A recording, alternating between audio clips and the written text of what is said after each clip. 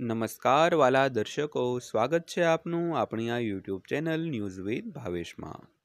તો આજના વિડીયોની અંદર આપણે ચર્ચા કરીશું ગંગા સ્વરૂપા પેન્શન સમાચાર વિશે.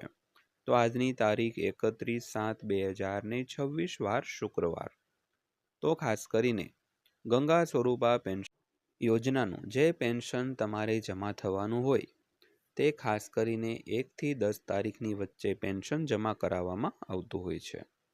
તો ખાસ કરીને આવતીકાલે 1 ઓગસ્ટ, તો 1 ઓગસ્ટથી 10 ઓગસ્ટની વચ્ચે તમારે આ જે જુલાઈ મહિનો હાલમાં જે શરૂ છે, એટલે આજે છેલ્લો દિવસ છે, આ જુલાઈ માસનું પેન્શન છે તે તમારે 1 થી 10 તારીખમાં તમારા ખાતામાં જમા કરવામાં આવતું હોય છે.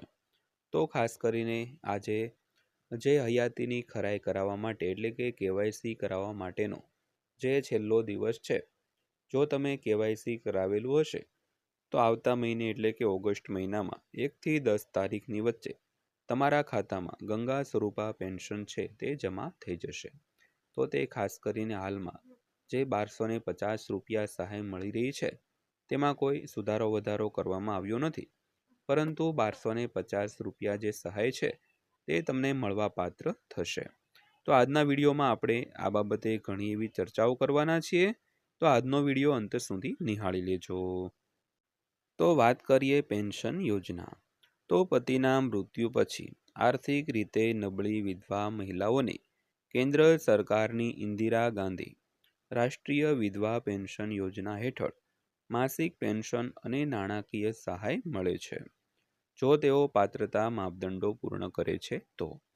ખાસ કરીને કોઈ પતિનું મૃત્યુ થયું હોય ત્યારબાદ તેમના જે આર્થિક રીતે નબળા વિધવા બહેનો હોય તેમને કેન્દ્ર સરકાર તરફથી ઇન્દિરા ગાંધી રાષ્ટ્રીય વિધવા પેન્શન યોજના નામની એક યોજના હેઠળ માસિક પેન્શન અથવા તો નાણાકીય સહાય મળે છે, જો તેઓ પૂરેપૂરી પાત્રતા અને માપદંડો છે તે પૂર્ણ કરતા હોય તો.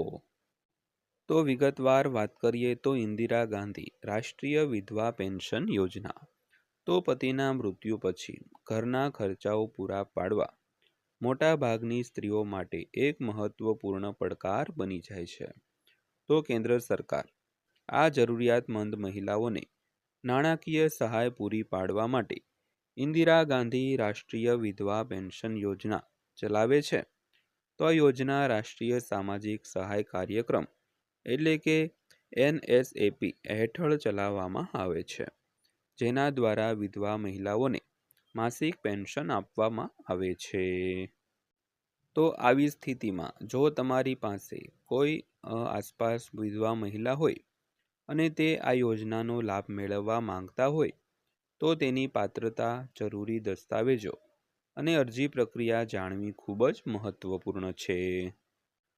તો ઇન્દિરા ગાંધી રાષ્ટ્રીય વિધવા પેન્શન યોજના એટલે કે IGNWPS એ કેન્દ્ર સરકારની એક સામાજિક સુરક્ષા યોજના છે, જેનો ઉદ્દેશ આર્થિક રીતે વંચિત વિધવા મહિલાઓને તેમની જરૂરિયાતો પૂરી કરવામાં મદદ કરવા માટે માસિક નાણાકીય સહાય પૂરી પાડવાનો છે.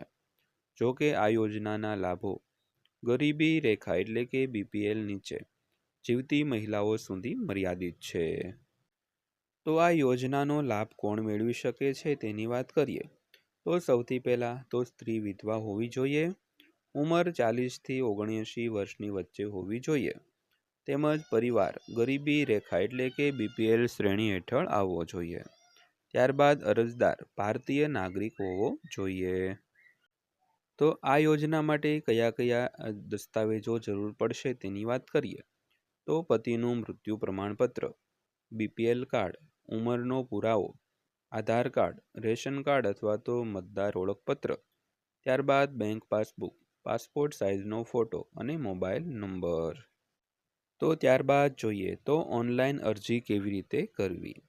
તો સૌથી પહેલાં ઉમંગ એપ અથવા તો પોર્ટલ એટલે કે વેબસાઇટની મુલાકાત લો. ત્યારબાદ લોગિન કરો અને નવું એકાઉન્ટ બનાવો. ત્યારબાદ IGNWPS સ્કીમ શોધો એટલે કે Indira Gandhi national widow pension scheme શોધવાની રહેશે. ત્યારબાદ અરજી ફોર્મ ભરો, જરૂરી દસ્તાવેજો અપલોડ કરો અને અરજી સબમિટ કરો અને સંદર્ભ નંબર સુરક્ષિત રાખો.